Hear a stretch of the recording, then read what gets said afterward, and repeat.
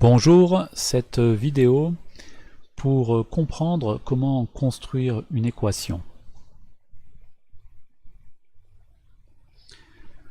Alors, ça va être la première vidéo d'une série de plusieurs dans laquelle on va voir comment construire une équation, c'est le travail d'aujourd'hui, mais aussi on verra comment transformer une équation et comment résoudre une équation.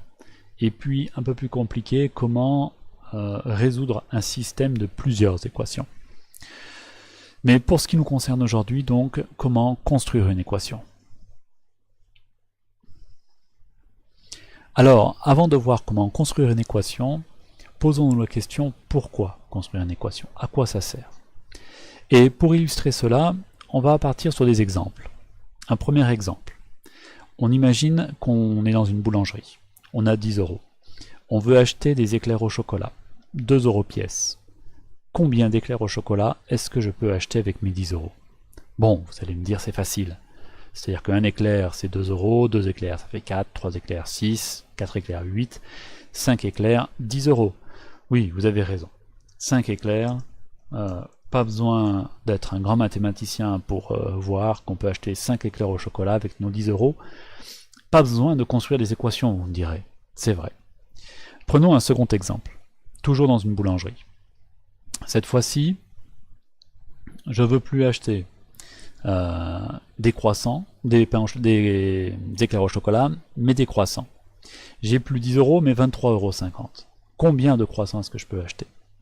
La même méthode est plus compliquée. Parce qu'un croissant, c'est 0,70 €, deux croissants, 1,40 €, ça se complique. Bon, si on réfléchit un peu, on peut faire une opération pour trouver le nombre de croissants, sans problème. Mais on peut aussi construire une équation qui nous permettra de trouver le nombre de croissants. Allez, un exemple numéro 3. Toujours dans la boulangerie. Toujours avec 23,50 €, les croissants n'ont pas bougé. Toujours 70 centimes, 0,70 €. Mais cette fois-ci, il faut aussi que j'achète une tarte. Une tarte à la fraise qui coûte à l'unité 8 €.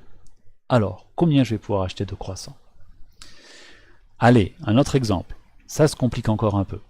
J'ai toujours 23,50 €. Les croissants, toujours le même prix. La tarte à la fraise, toujours le même prix. Mais cette fois-ci, il faut aussi que j'achète des pains au chocolat. D'accord? 90 centimes le pain au chocolat. Alors, combien est-ce que je peux acheter de croissants? Combien est-ce que je peux acheter de pain au chocolat? Là, on voit maintenant les choses se compliquer. Et c'est là où la présence d'une équation va devenir utile, voire même nécessaire. Alors, une équation, c'est quoi une équation? Alors, une équation, déjà, ça va être une formule mathématique, une relation mathématique, une écriture mathématique, dans laquelle il y aura forcément un signe égal. Il est central. Et puis, autour de ce signe égal, il y aura une partie à droite et une partie à gauche. Et la position donc, du signe égal va être centrale. Ça va être une frontière entre la partie de gauche et la partie de droite. Alors, peut-être que certains d'entre vous ont déjà travaillé sur les fonctions affines. Par exemple, f de x est égal à 4x plus 8. Voilà, 4x plus 8. 4x plus 8, voilà. Donc, il y a une partie de gauche, il y a un signe égal, il y a une partie de droite. C'est une fonction ou pas? C'est une équation, pardon, ou pas? Ça y ressemble. D'ailleurs, on aurait pu écrire cette fonction, f de x, au lieu d'écrire f de x, on aurait pu écrire y égale, et toujours 4x plus 8. Bon, et bien là, ça ressemble de plus en plus à une équation. Donc on verra que les fonctions qu'on a pu voir ici sont relativement proches des équations. Alors, maintenant, comment est-ce qu'on va pouvoir construire une équation? C'est la question centrale de cette petite vidéo. Pour ceci, on va repartir sur les exemples que l'on a vus précédemment. Premier exemple, celui des croissants. Je ne prends pas l'exemple numéro 1, parce que l'exemple numéro 1, on s'est rendu compte qu'on pouvait trouver le résultat sans même trop réfléchir. Donc là, on va partir sur l'exemple numéro 2, avec les croissants. On peut commencer par construire une phrase. C'est-à-dire que le prix total, celui que je vais payer, D'accord? Ça va être quoi? Comment on va le calculer? Eh bien, on va le calculer par le nombre de croissants, okay, le nombre de croissants, multiplié par... Alors, vous avez vu que sur l'ordinateur, le multiplier, c'est une étoile. Hein, il faut s'y faire, il faut s'y habituer. Donc, le nombre de croissants multiplié par le prix d'un croissant. D'accord? Donc ça va être... c'est comme ça qu'on va calculer le prix total. Voyez? Et c'est comme ça que je construis mon équation. Alors, on peut traduire cette phrase par une équation. C'est-à-dire qu'il faut se dire, par exemple, P, ça va être le prix total. D'accord? Prix total. D'accord, très bien. Et puis, le nombre de croissants qu'on ne connaît pas, parce que le prix d'un croissant on le connaît, mais le nombre de croissants, on peut dire par exemple X. Hein, on utilise souvent la lettre X, mais c'est pas obligé, on peut utiliser d'autres lettres. Donc X, ça va être le nombre de croissants. Bon, très bien.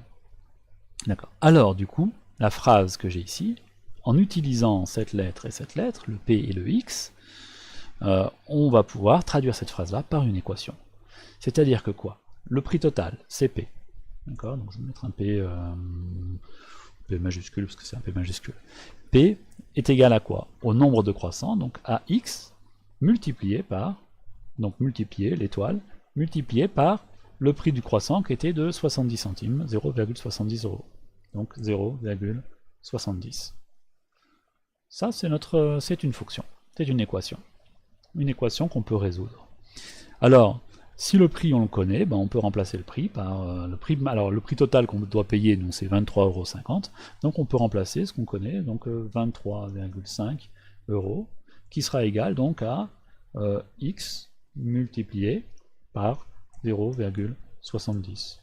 On peut encore écrire 23,5 égale 0,70 multiplié par x. Hein, vous voyez, de changer cette écriture-là par celle-là, ça ne change rien. C'est un peu comme quand on fait 2 fois 3, c'est exactement la même chose que 3 fois 2. Dans les deux cas, ça fait 6. Donc une multiplication, quand il y a une multiplication, on peut inverser comme ça, renverser les deux écritures. Bon, voilà, on a une équation. Alors, on va pas voir maintenant comment la résoudre. On verra ça plus tard dans une autre vidéo. Tout ce qui nous importait ici, c'était d'être capable d'écrire cette première équation, ou celle-ci, hein, ça revient au même. Et attention, très important, donc bien signifier chaque lettre ce qu'elle signifie. Donc vous avez vu la méthode. 1, on écrit une phrase. 2, on donne des noms, on donne des significations aux lettres qu'on va utiliser. Et puis 3, on traduit la phrase par une équation, en remplaçant les chiffres qu'on peut remplacer. Bon, voilà. Alors, on peut travailler sur l'exemple suivant. L'exemple suivant, donc, au début, comment il correspond à notre exemple précédent. Bon, alors je vais rechercher tout ce qu'on a fait, parce que c'est pas la peine de refaire. Voilà, je vais reprendre tout ça. Je copie et je colle. C'est-à-dire qu'on a toujours le prix total, qui va être le nombre de croissants, plus le prix d'un croissant. Multiplié par le prix d'un croissant. Mais à ceci s'ajoute quoi? Une tarte à la fraise qui coûte 8 €. Bon, ben, il faut en fait ajouter à tout ça, donc plus le prix de la tarte. Voilà. Et du coup, alors le prix de la tarte, on le connaît, c'est 8 €. Donc pas besoin d'ajouter une lettre supplémentaire. Et du coup, quand je fais mon équation, donc je vais refaire la même chose, donc mon prix total, ça va être égal à quoi? Mon prix total, il va être égal à 0,70, donc les 70 centimes, multiplié par le nombre de croissants, et cette fois-ci, ça ne s'arrête pas là, plus les 8 € de la tarte. Voilà notre nouvelle équation dans notre nouvel exemple. Là encore, on pourrait remplacer le P par les 23,5 €, ce qui nous donne une équation qu'on est capable de résoudre. Très bien. Bon, ben, dernier cas, je copie tout ça, je vais voir notre dernier exemple, exemple numéro 4, où cette fois-ci viennent s'ajouter les pains au chocolat. Alors, le nombre de pains au chocolat qu'on va acheter, on ne le connaît pas. D'accord? Ce qui veut dire qu'ici, j'ai une lettre à rajouter. On peut l'appeler Y, on pourrait l'appeler autrement. Et alors, Y, ça va représenter quoi? Le nombre de pains au chocolat. D'accord. Le nombre de pains au chocolat. Et alors, à mon équation de tout à l'heure, que je reprends, donc le prix total, c'est donc le prix d'un croissant multiplié par le nombre de croissants, plus le prix de la tarte, et cette fois-ci, il va encore falloir y rajouter, plus donc, le prix d'un pain au chocolat, celui-ci multiplié par le nombre de pains au chocolat qu'on va acheter, c'est-à-dire Y. Voilà une équation encore, qui cette fois-ci se complexifie, parce que vous voyez que maintenant elle a un X, un Y, un prix que ici je connais, donc que je peux remplacer. Mais donc c'est une équation qui a deux inconnus, X et Y. Alors que précédemment, on avait une équation qui avait une seule inconnue. Il n'y avait que X qui était inconnu. Maintenant on a une équation qui a deux inconnus. On verra que pour la résoudre, celle-ci, c'est pas encore le sujet de la vidéo, mais que pour la résoudre, il nous faut forcément une deuxième équation. Et là, on arrive avec un système de plusieurs équations. Voilà. Donc, on a vu pourquoi il fallait construire des équations. Parce que les problèmes se complexifient. Vous voyez, ici à la boulangerie, combien de croissants, combien de pain au chocolat, ça devient compliqué. On a vu à quoi ressemblait une équation. Une équation, c'est une écriture mathématique dans laquelle vous avez forcément un signe égal qui apparaît et qui va être, on verra quand on va les transformer, ces équations, qui va être très important à respecter. Et puis du coup, on a vu comment construire une équation. Dans la méthode, commencer par une phrase, d'ailleurs qu'on n'a pas complété ici, il aurait fallu rajouter le nombre de pains au chocolat multiplié par le prix d'un pain. Au chocolat toujours, au chocolat. Voilà. Donc on commence par la constitution d'une phrase, qu'on n'est pas systématiquement obligé de faire. Par contre, ce qui est vraiment obligé de faire, c'est dire les lettres qu'on va utiliser, à quoi elles correspondent, et puis après être capable de traduire la phrase par une écriture mathématique qui est une équation. Voilà.